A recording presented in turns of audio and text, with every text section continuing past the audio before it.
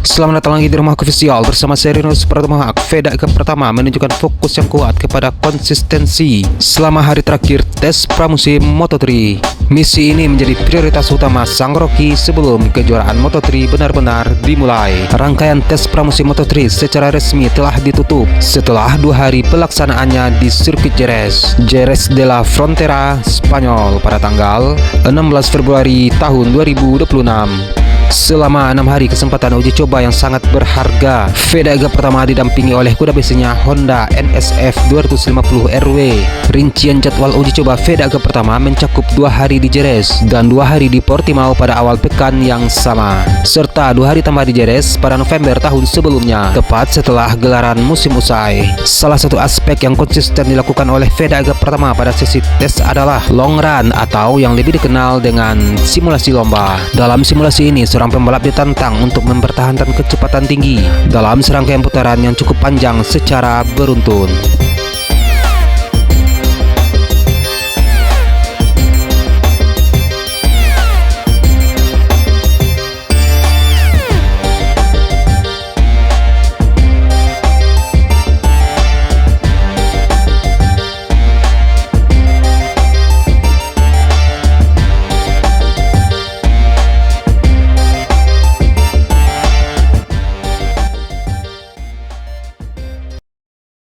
Pada pekan lalu di Jerez, Veda pertama secara konsisten menjalani simulasi lomba dengan durasi penuh meniru jarak balapan Grand Prix Spanyol, yaitu 19 lap. Sesi ini dilakukan pada hari pertama dan hari kedua tes, dan hasil yang diperlihatkan oleh Veda pertama menunjukkan sebuah peningkatan yang signifikan. Ia mampu mempertahankan pace yang lebih konsisten di kisaran waktu 1 menit 45 detik ketika balapan sendirian. Angka ini merupakan peningkatan sebesar 1 detik dibandingkan rata-rata pace 1 menit 46 detik yang dicetaknya pada simulasi long run pada hari tes pertama, serta hasil yang sama saat tes akhir tahun lalu di sirkuit yang sama. Jika dibandingkan dengan hasil balapan Moto3 Spanyol pada tahun sebelumnya, kemajuan Veda pertama kini menempatkannya semakin dekat dengan kecepatan para pembalap yang bersaing untuk 10 besar.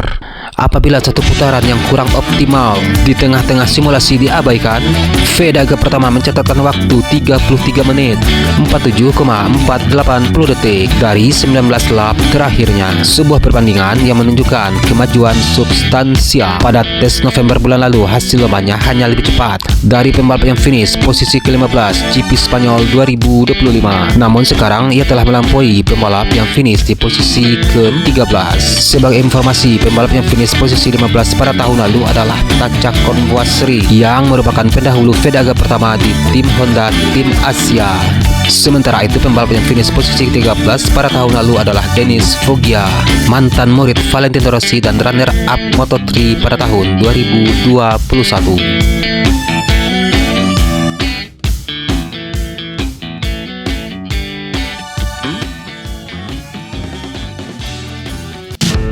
Walaupun telah menunjukkan peningkatan performa yang signifikan, Veda pertama masih memiliki jarak dengan para pembalap papan atas. Ia terpaut hampir 7,7 detik dari total waktu pembalap yang finish di posisi ke-10 pada tahun lalu. Dalam rata-rata per lap, ini berarti Veda pertama masih tertinggal 0,4 detik. Pembalap yang dimaksud adalah Valentin Perone dari Red Bull KTM Tech3. Perone merupakan lawan yang pernah dihadapi oleh Veda pertama dalam ajang Red Bull Rockies Cup dan akan kembali menjadi rivalnya pada Moto3 tahun ini. Potensi Veda untuk terlihat lebih cepat lagi terlihat di beberapa momen di mana waktu lapnya sempat menurun drastis sebelum kembali ke ritme semula pada putaran berikutnya. Hal ini mengindikasikan masih ada ruang untuk perbaikan dalam manajemen ritme balapan. Sementara itu, kecepatan impresif dalam simulasi lomba juga ditunjukkan oleh Brian Uriarte dari tim Red Bull KTM Ajo. Brian Uriarte merupakan pembalap seangkatan Veda pertama di Moto3 yang juga berusia 17 tahun dan merupakan pesaing terberat Veda pertama sebelumnya pada ajang Red Bull Rockies Cup. Simulasi yang dilakukan oleh Brian Uriarte tidak mencapai durasi penuh di GP Spanyol, melainkan hanya sekitar setengahnya, yaitu 10 lap beruntun. Namun walaupun demikian, Brian Uriarte terlihat mampu mengungguli Veda pertama bahkan Perone dalam 10 lap pertama GP Spanyol musim lalu dengan selisih waktu yang cukup signifikan. Brian O'Reilly sendiri terbilang lebih beruntung dalam hal pengalaman di Moto3. Ia tercatat telah debut lebih awal di kelas ini karena usianya lebih tua 3 bulan dibandingkan dengan Veda Ega Pratama. Setelah mencapai usia 17 tahun pada tanggal 11 Agustus lalu, Brian O'Reilly memanfaatkan keistimewaan Red Bull Rookies Cup untuk melakukan debut Grand Prix setahun lebih cepat sebagai pembalap pengganti. Ia telah mengikuti 4 balapan musim lalu dengan hasil terbaik finish di posisi ke-8 di sirkuit Sepang, Malaysia.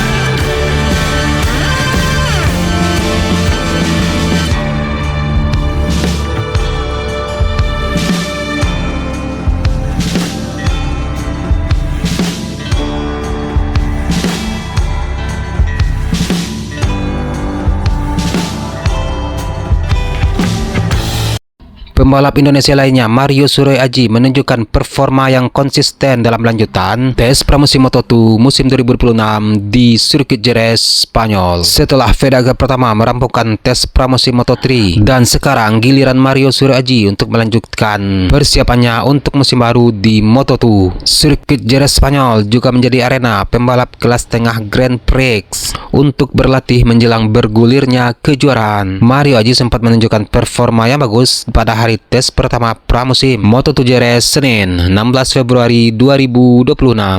Hingga tengah hari pada pukul 13.00 waktu setempat, Mario Suryo Aji bertengger di urutan ke-9 catatan waktu. Mario mengemas waktu lap terbaik 1 menit 40,380 detik. Super Mario meningkatkannya lagi menjadi 1 menit 40,249 detik, dan itu membuat dia berada di posisi ke-20.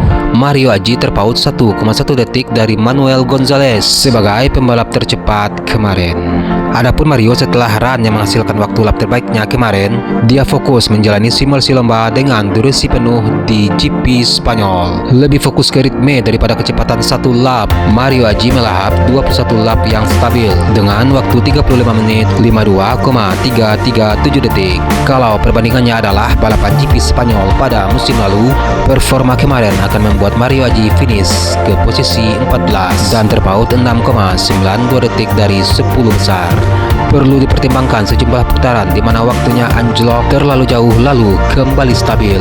Setidaknya ada 3 dan termasuk lap terakhir. Mario Aji sendiri telah membuktikan potensinya untuk bersaing di 10 besar pada awal musim lalu. Namun sayang, beberapa kesalahan dan cedera panjang mengganggu progres Mario Aji. Dan posisi ke-9 saat GP Amerikas jadi pencapaian terbaiknya pada musim lalu.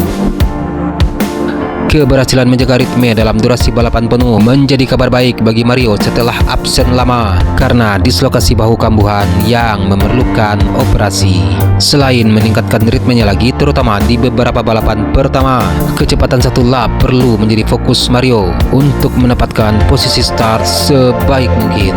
Tes Moto2 di Jerez akan berlanjut pada Selasa, tanggal 17 Februari 2026. Setelah itu, para pembalap akan berkemas untuk balapan pertama seri Thailand yang akan dihelat pada tanggal 27 Februari hingga 1 Maret 2026 di sirkuit Buriram, Thailand.